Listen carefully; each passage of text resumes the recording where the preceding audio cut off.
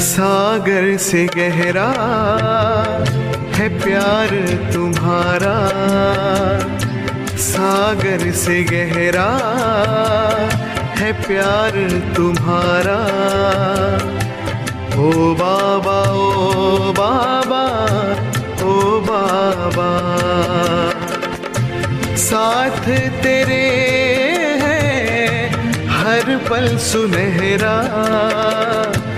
ओ बाबा दिल ने पुकारा, ओ बाबा।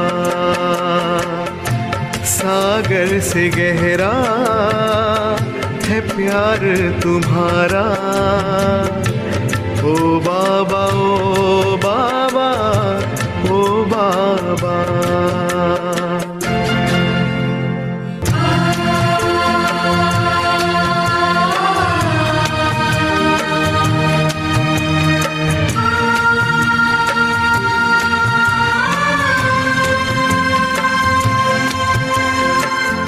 तू ही तो है सबका दिलवाला,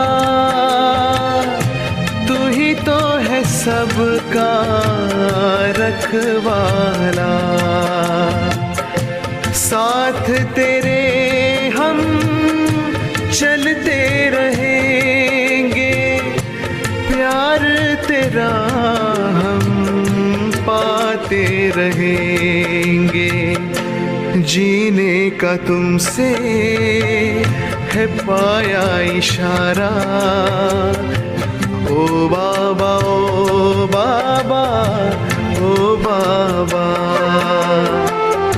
सागर से गहरा है प्यार तुम्हारा।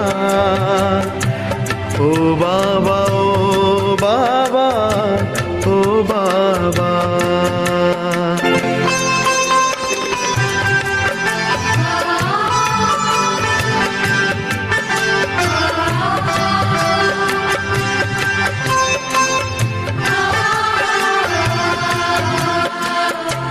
गुलशन में छाई हरियाली, तेरी कृपा से है खुशहाली। मधुबन में खुशबू तेरे दम से, घर घर शांति प्रभु तुम्ही से। पल पल जो पाए तेरा सहारा। ओ बाबा ओ बाबा ओ बाबा। साथ तेरे है हर पल सुनहरा। ओ बाबा दिल ने पुकारा, ओ बाबा। सागर से गहरा है प्यार तुम्हारा। ओ बाबा ओ बाबा ओ बाबा।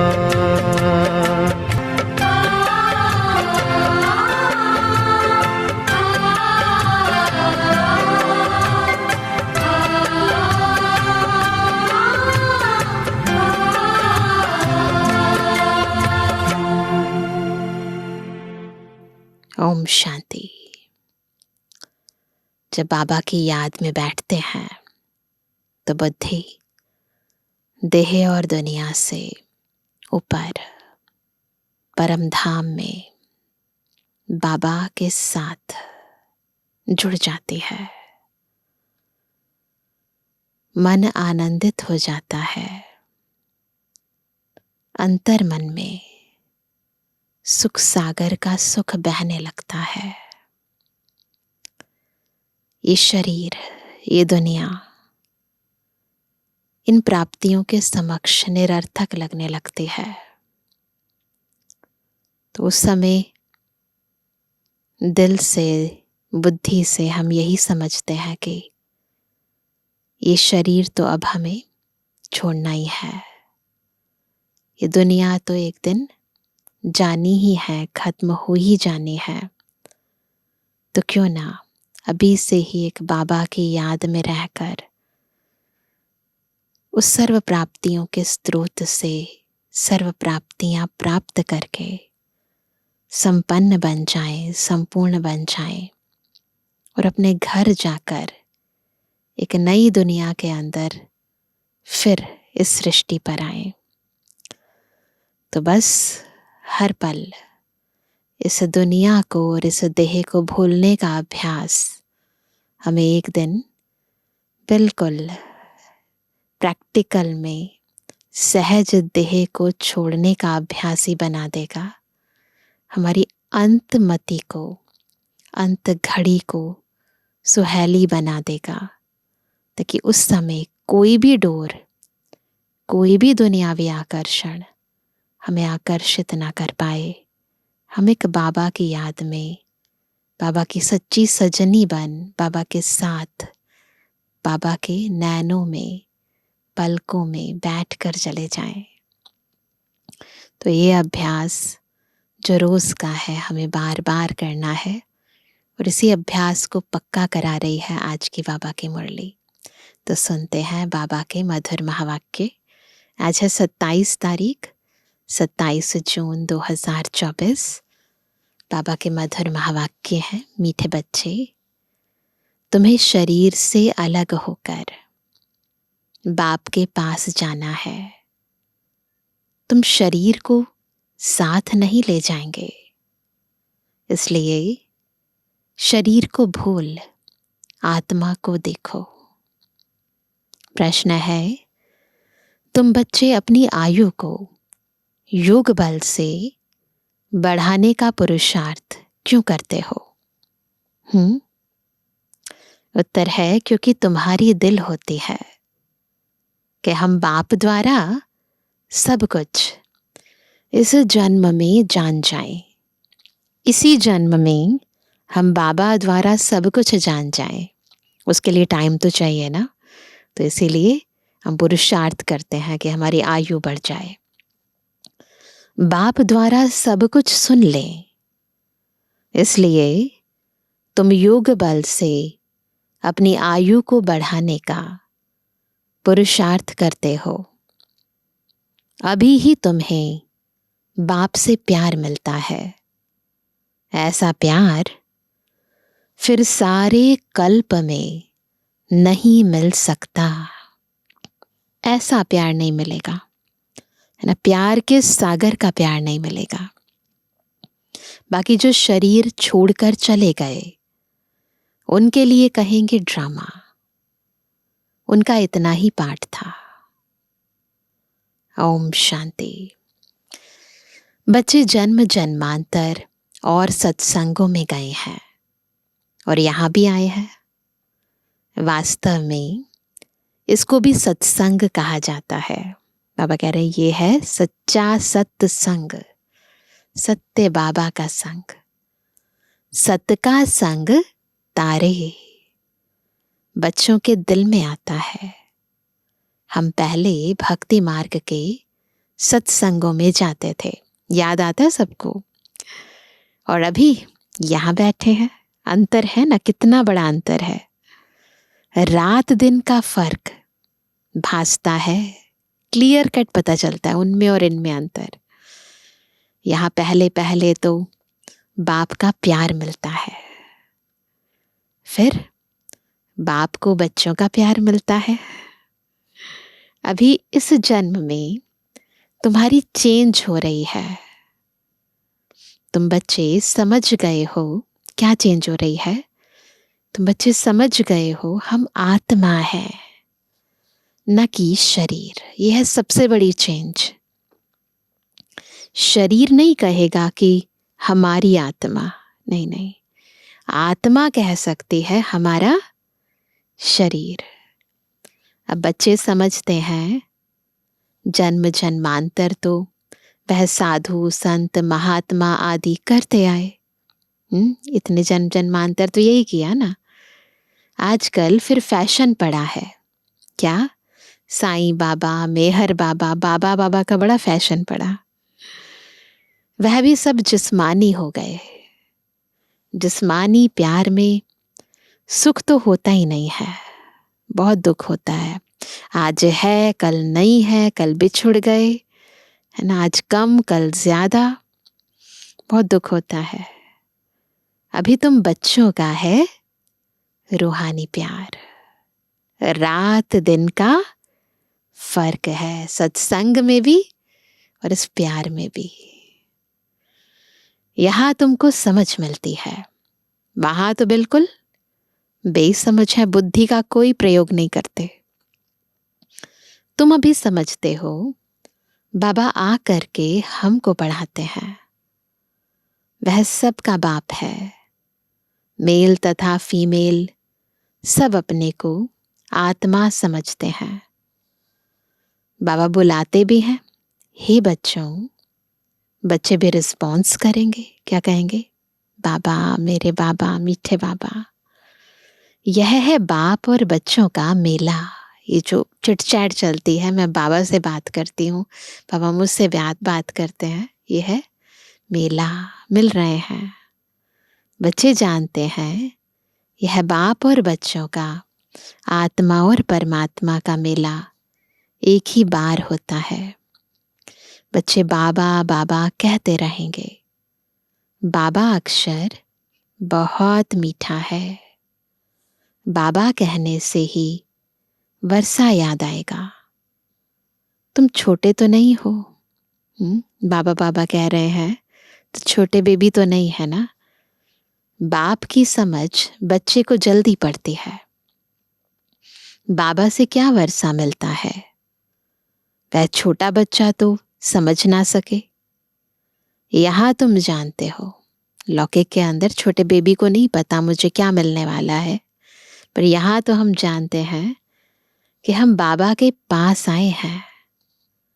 बाप कहते हैं, हे बच्चों, तो इसमें सब बच्चे आ गए। जब कहते हैं ना हे बच्चों, तो सब बच्चे आ गए। सब आत्माएं घर से यहां आती हैं पाठ बजाने। कौन कब पाठ बजाने आते हैं यह भी बुद्धि में है, सारा सृष्टि चक्र बुद्धि में है। कौन आत्माएं कब आई, सबके सेक्शन अलग अलग हैं। जहां से आते हैं फिर पिछाड़ी में सब अपने अपने सेक्शन में जाते हैं। परम धाम में सबके अपने अपने सेक्शन है। जहां से आते हैं वहीं फिर जब जाने का टाइम होगा वहीं जाकर फिक्स हो जाएगी आत्मा, अपने अपने सेक्शन में चली जाएगी। यह भी सब ड्रामा में नोंद है। बाप किसको भेजते नहीं है, ऐसा नहीं है भगवान ने कहा जाओ, तो ऑटोमेटिकली चलता है ये ड्रामा। ऑटोमेटिकली यह ड्रामा बना हुआ है। हर एक अपने अपने धर्म में आते रहते हैं।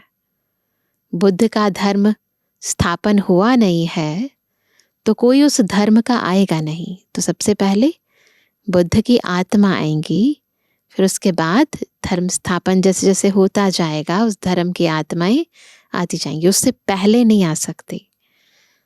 पहले पहले सूर्यवंशी चंद्रवंशी ही आते हैं, जो बाप से अच्छी रीति पढ़ते हैं। वही नंबरवार सूर्यवंशी चंद्रवंशी में शरीर लेते हैं। वहां विकार की तो बात नहीं। योग बल से आत्मा आकर गर्भ में प्रवेश करती है। उससे समझेंगे कि मेरी आत्मा इस शरीर में जाकर प्रवेश करेगी। ऑटोमेटिकली होता है ये भी। आत्मा को साक्षात्कार हो जाते हैं कि मेरी आत्मा अभी ये शरीर पुराना हुआ, मुझे उस शरीर में जाना है। बूढ़े समझते हैं हमारी आत्मा योग बल से जाकर यह शरीर लेगी, है ना। आत्मा को पहले से ही पता चल जाता है मेरी आत्मा अब पुनर्जन्म लेती है। वह बाप भी समझते हैं, वहां पर सतयुग में बाबा भी जो उसके फादर होते हैं वो भी समझते हैं हमारे पास बच्चा आया है, बच्चे की आत्मा आ रही है जिसका साक्षात्कार होता है। वह अपने लिए समझते हैं हम जाकर दूसरे शरीर में प्रवेश करते हैं। यह भी विचार उठते हैं ना, तो अंतर आत्मा क्या सोचती है वहां, बाबा वो भी देखो कितना स्पष्ट करके हमें बता रहे हैं सतयुग में। तो जरूर वहां का कायदा होगा। बच्चा किस आयु में आएगा, वहां तो सब रेगुलर चलता है ना। यहाँ पर इर्रेगुलर जैसे है वैसा नहीं होता, वहां पर हर चीज कायदे के हिसाब से चलती है। वह तो आगे चल महसूस होगा, सब मालूम पड़ेगा। ऐसे तो नहीं 15-20 वर्ष में कोई बच्चा होगा। इस कलयुग जैसी परंपरा नहीं है वहां, जैसे यहाँ होता है। नहीं, वहां आयु 150 वर्ष की होती है। तो बच्चा तब आएगा जब आधा लाइफ से थोड़ा आगे होगे, है ना। जब आधे लाइफ से थोड़े आगे हो जाएंगे तो फिर जैसे 75 वर्ष की आयु से थोड़ा सा आगे हो जाएंगे तो फिर बच्चा आएगा। उस समय बच्चा आता है क्योंकि वहां आयु बड़ी होती है। एक ही तो बच्चा आना होता है, फिर बच्ची भी आनी है। वहां का कायदा है, ये कायदा होगा। पहले बच्चे की फिर बच्ची की आत्मा आती है, ये भी कायदा है वहां पर। विवेक कहता है पहले बच्चा आना चाहिए, पहले मेल पीछे फीमेल। 8-10 वर्ष देरी से आएंगे। तो वह गैप्स भी बता रहे हैं। कितनी महीन समझानी बाबा उस दुनिया के जो कायदे हैं उसके दे रहे हैं हमें। तो वंडरफुल है बाबा। आगे चल तुम बच्चों को सब साक्षात्कार होना है। कैसे वहां की रस्म रिवाज है, यह सब बातें नई दुनिया की बाप बैठ समझाते हैं। बाप ही नई दुनिया स्थापन करने वाला है। रस्म रिवाज भी जरूर सुनाते जाएंगे, आगे चल बहुत सुनाएंगे, और तब साक्षात्कार होते रहेंगे।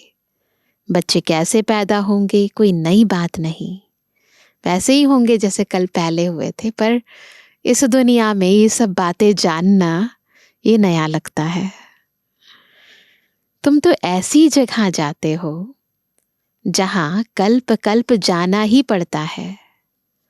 वैकुंठ तो अब नजदीक आ गया है। जैसे जैसे टाइम बीतता जा रहा है ना, कलयुग समाप्ति की ओर है और सतयुग नजदीक आता जा रहा है। अब तो बिल्कुल नजदीक ही आकर पहुंचे हो। हर एक बात तुमको नजदीक देखने आएगी।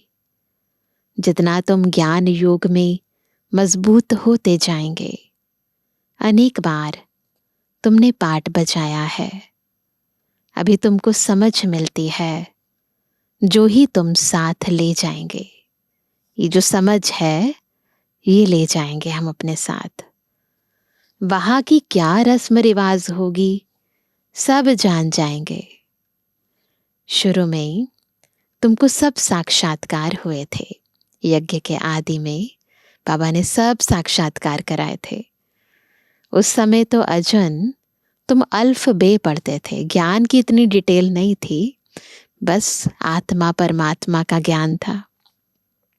फिर लास्ट में भी जरूर तुमको साक्षात्कार होने चाहिए। सो बाप बैठ सुनाते हैं। वह सब देखने की चाहना तुमको यहाँ होगी ना, अंदर से होता है ना कि हम देखें ना प्रैक्टिकल क्या होता है, कैसे होता है, समझेंगे। कहाँ शरीर ना छूटे। इतनी सारी बातें बाबा बताते हैं तो मन में आता है ना कि जल्दी से शरीर ना छूट जाए। ये नॉलेज है ना अधूरी रह जाएगी, फिर सारी बाबा की जो नॉलेज है, जो ज्ञान है, वो हम धारण कर लें। तो वह कहते हैं समझेंगे कहाँ शरीर ना छूट जाए, सब कुछ देख कर जाए। इसमें आयु बढ़ाने के लिए चाहिए योग बल। जो बाप से सब कुछ सुने, सब कुछ देखें। जो पहले से गए उनका चिंतन नहीं करना चाहिए। वह तो ड्रामा का पार्ट है। तकदीर में नहीं था ज्यादा बाप से लव लेना, क्योंकि जितना जितना तुम सर्विसेबल बनते हो तो बाप को बहुत बहुत प्यारे लगते हो। जितना सर्विस करते हो, जितना बाप को याद करते हो, वह याद जमती जाएगी। तुमको बहुत मजा आएगा ना। ये जो रूहानी मजा है ना, इसकी बात ही निराली है। अभी तुम बनते हो ईश्वरीय संतान। बाप कहते हैं तुम आत्माएं हमारे पास थी ना, याद है? हम सब आत्माएं बाबा के पास थे परम धाम में। भक्ति मार्ग में मुक्ति के लिए बहुत परिश्रम करते हैं। जीवन मुक्ति को तो जानते नहीं। यह बहुत लवली ज्ञान है, बहुत लव रहता है। कैसा ज्ञान है? लवली ज्ञान, और बहुत लव रहता है। बाप भी है, टीचर भी है, सतगुरु भी है। सच्चा सच्चा सुप्रीम बाबा है जो हमको 21 जन्मों के लिए सुख धाम में ले जाते हैं। आत्मा ही दुखी होती है, दुख सुख आत्मा ही महसूस करती है। कहा भी जाता है पाप आत्मा पुण्य आत्मा। अभी बाप आए हैं हमको सभी दुखों से छुड़ाने। अभी तुम बच्चों को बेहद में जाना है। सब सुखी हो जाएंगे, सारी दुनिया ही सुखी हो जाएगी। ड्रामा में पार्ट है, उनको भी तुम समझ गए हो। तुम कितना खुशी में रहते हो। बाबा आया है हमको स्वर्ग में ले चलने लिए। हम सब आत्माओं को स्वर्ग में ले जाएंगे। बाप धैर्य देते हैं। इतना सब कुछ बताते हैं तो हमारा भी मन होता है कि फटाफट स्वर्ग में चले जाएं, परंतु बाबा फिर धैर्य देते हैं। मीठे मीठे बच्चों, मैं तुमको सब दुखों से दूर करने आया हूं। तो ऐसे बाप से कितना प्यार होना चाहिए। सभी संबंधों ने तुमको दुख दिया है। कलयुग में तो कोई भी अपना होकर भी अपना नहीं है ना। सब रिश्तेदार नाते जो भी हैं, बिल्कुल जैसे व्यापार होता है ना, लेन देन होता है, उसी के लिए है। स्वार्थी है सारे, निस्वार्थ कोई नहीं है। सब धोखा देने वाले हैं। तो सबने दुख दिया है। यह है ही दुखदाई संतान। तुम दुखी होते दुख की ही बातें सुनते आए हो। अब बाप सब बातें समझा रहे हैं। अनेक बार समझाया है और चक्रवर्ती राजा बनाया है। पहली बार नहीं है, अनेक बार बाबा ने समझाया है। तो जो बाप हमको ऐसा स्वर्ग का मालिक बनाते हैं, उन पर कितना प्यार होना चाहिए। कितना होना चाहिए? असीम प्यार, है ना। पारावार ना हो जिस प्यार का। एक बाप को ही तुम याद करते हो, सिवाय बाप के और कोई से संबंध नहीं। आत्मा को ही समझाया जाता है हम सुप्रीम बाप के बच्चे हैं। अब जैसे हमको रास्ता मिला है, फिर औरों को भी सुख का रास्ता बताना है। तुमको सिर्फ आधा कल्प के लिए ही नहीं, पौना कल्प के लिए सुख मिलता है। आधा कल्प नहीं, पौना कल्प सुख मिलता है। तुम पर भी कई कुर्बान जाते हैं, क्योंकि तुम बाप का संदेश बताकर सब दुख दूर कर देते हो। बाबा का कार्य करते हैं तो वो आत्माएं भी कितना सम्मान करते हैं। तुम समझते हो इन्हें भी, यानी ब्रह्मा को भी यह नॉलेज सुप्रीम बाप से मिलती है। यह फिर हमको पैगाम देते हैं, हम फिर औरों को पैगाम देंगे। बाप का परिचय देते सब बच्चों को जगाते रहते हैं अज्ञान नींद से। सभी अज्ञान नींद में सोए पड़े हैं, तो उनको हम ज्ञान सागर का ज्ञान देकर, है ना, ये ज्ञान अमृत उन्हें पिलाकर, ये छींटे डालकर अज्ञान नींद से उठाते हैं। भक्ति को अज्ञान कहा जाता है। ज्ञान और भक्ति अलग अलग हैं।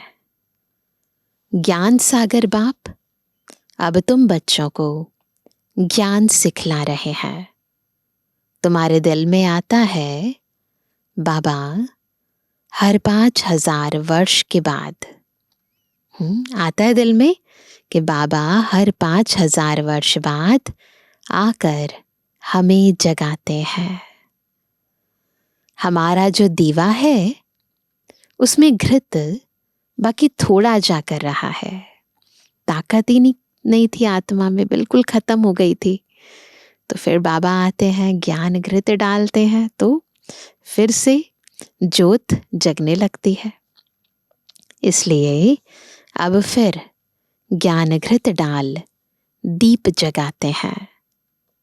जब बाप को याद करते हैं तो आत्मा रूपी दीप प्रज्वलित होता है। जितना जितना आत्मा बाबा को याद करती है उतना दीप प्रज्वलित होता है, शक्ति आ जाती है आत्मा में। आत्मा में जो कट चढ़ी हुई है वह उतरेगी बाप की याद से। इसमें ही माया की लड़ाई चलती है। माया घड़ी घड़ी भुला देती है और कट उतारने के बजाय चढ़ती जाती है। उतरती नहीं है और ही चढ़ जाती है फिर, बल्कि जितना उतरी थी उससे भी जास्ती चढ़ जाती है ना। अगर बाबा का बनने के बाद फिर, है ना, किसी भी विकार में चले जाते हैं तो क्या होता है, कट उतरने की जगह और चढ़ जाती है। बाप कहते हैं बच्चे मुझे याद करो तो कट उतर जाएगी। इसमें मेहनत है। शरीर की कशिश ना हो, देही अभिमानी बनो। हम आत्मा हैं। बाबा के पास शरीर सहित तो जा नहीं सकेंगे, शरीर से अलग होकर ही जाना है। आत्मा को देखने से कट उतरेगी, शरीर को देखने से कट चढ़ती है। कभी चढ़ती कभी उतरती, ये चलता रहता है। कभी नीचे कभी ऊपर, बड़ा नाजुक रास्ता है, ये सब चलता रहता है। यह होते होते पिछाड़ी में कर्मातीत अवस्था को पाते हैं। तो ये राह सीधी नहीं है ना, इसमें कहीं उतराव है, कहीं चढ़ाव है। ऊपर जाते हैं, जितना जितना मंजिल के समीप पहुंचते जाते हैं रास्ते में बाधाएं आती हैं, तो ऊपर नीचे करते करते फिर आखिरी मंजिल पर पहुंच जाएंगे। मुख्य हर बात में आंखें ही धोखा देती हैं, इसलिए शरीर को ना देखो। हमारी बुद्धि शांति धाम सुख धाम में लटकी हुई है और दैवी गुण भी धारण करने हैं। बुद्धि में रहे मुझे कहाँ जाना है, फिर स्वर्ग में आना है। अभी दैवी गुण सारे धारण करने हैं। भोजन भी शुद्ध खाना है। बुद्धि में क्या रखना है, भोजन क्या खाना है, क्या धारण करना है, सब बाबा बताते हैं। देवताओं का पवित्र भोजन है। वैष्णव अक्षर विष्णु से निकला है। देवता कभी गंदी चीज थोड़ी खाते होंगे।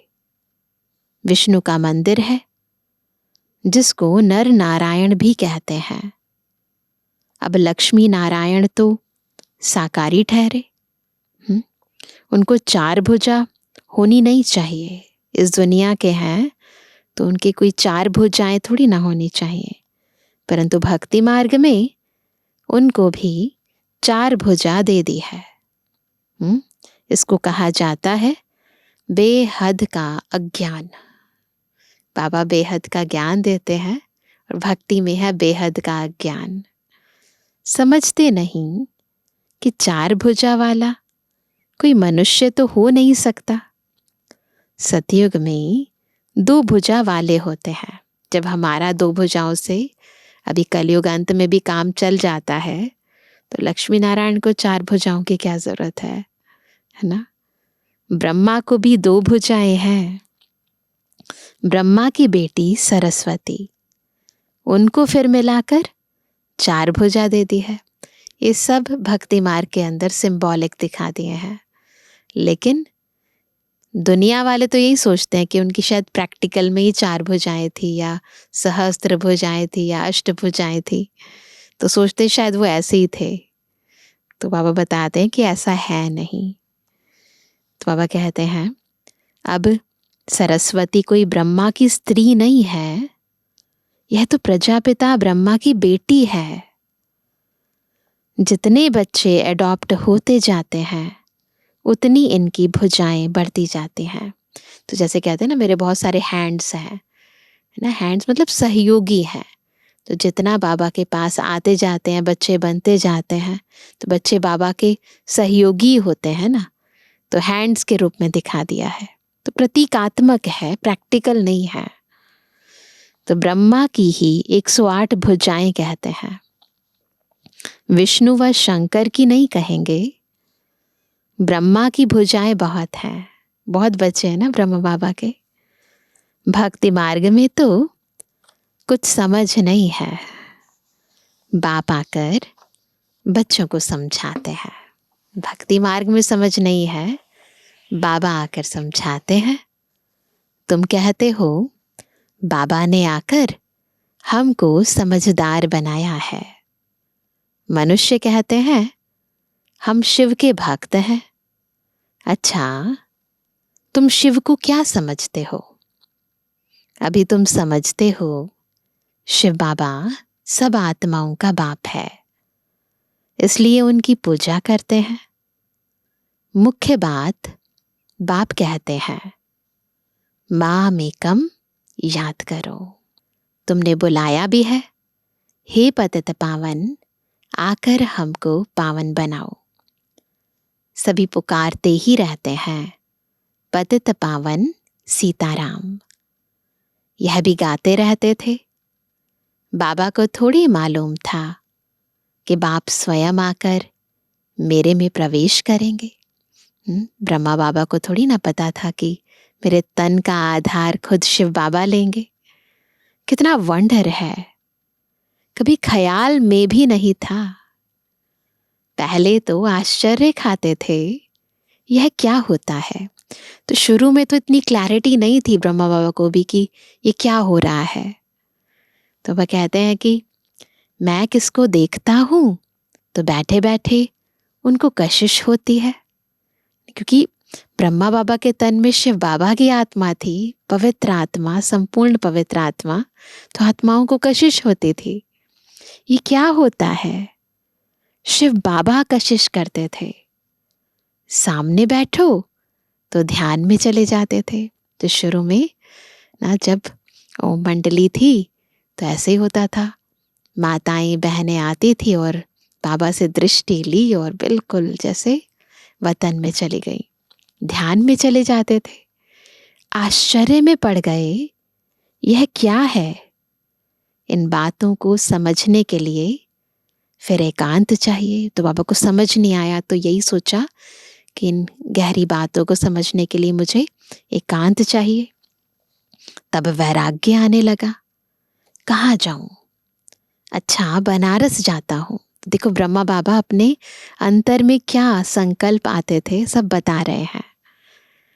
यह उनकी कशिश थी जो इसको भी कराते थे। इतनी बड़ी कारोबार सब छोड़ कर गया ना। जिसके पास इतनी बड़ी कारोबार हो, इतने सारे बच्चे हो, परिवार हो, सब छोड़कर बाबा बनारस गए केवल एकांत में बैठकर इन सब बातों को समझने के लिए। उन बेचारों को क्या पता कि बनारस में क्यों जाते हैं। फिर वहां बगीचे में जाकर ठहरा, वहां पेंसिल हाथ में उठाकर दीवारों पर चक्र बैठ निकालता था। बाबा क्या कराते थे कुछ पता नहीं पड़ता था। रात को नींद आ जाती थी, समझता था कहाँ उड़ गया हूं। देखो बाबा बिल्कुल, ब्रह्मा बाबा भी एग्जैक्टली सब कुछ बता रहे हैं कि क्या क्या हुआ, कैसे कैसे अंतर में परिवर्तन आया। फिर जैसे नीचे आ जाता था, कुछ पता नहीं क्या हो रहा है। शुरू में कितने साक्षात्कार होते थे, बच्चियां बैठे बैठे ध्यान में चली जाती थी। तुमने बहुत कुछ देखा है। तुम कहेंगे जो हमने देखा सो तुमने नहीं देखा।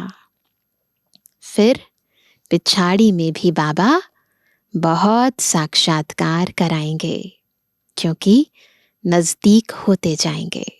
अच्छा मीठे मीठे के जवानी बच्चों पे जुबानी बाप दादा का दिल जान से को प्रेम से नंबरवार पुरुषार्थ संसार याद कर। रूहानी बच्चों की रूहानी बाप दादा को गुड मॉर्निंग, नमस्ते नमस्ते नमस्ते।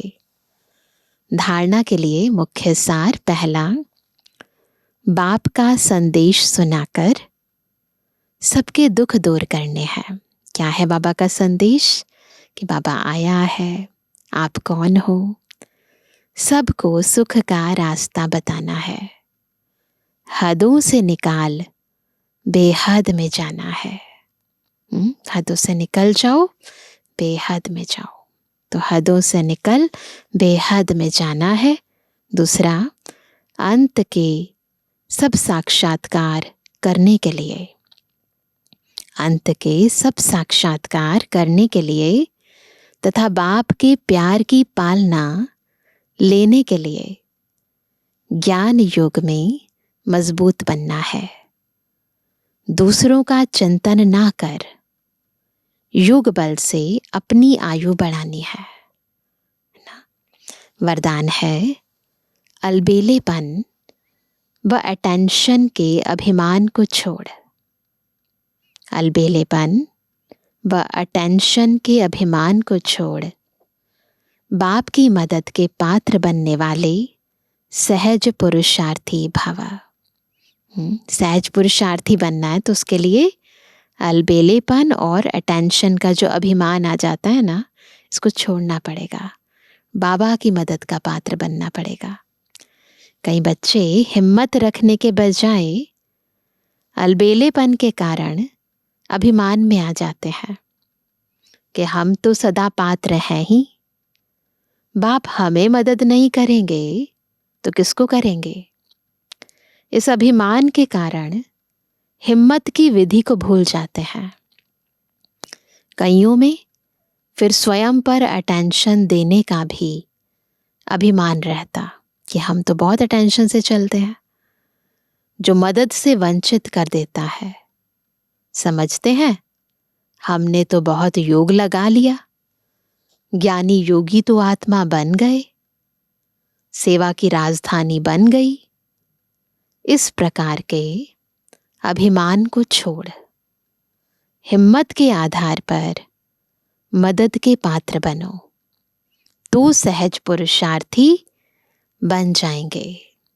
तो अटेंशन का अभिमान भी ना हो और अलबेलापन भी ना हो।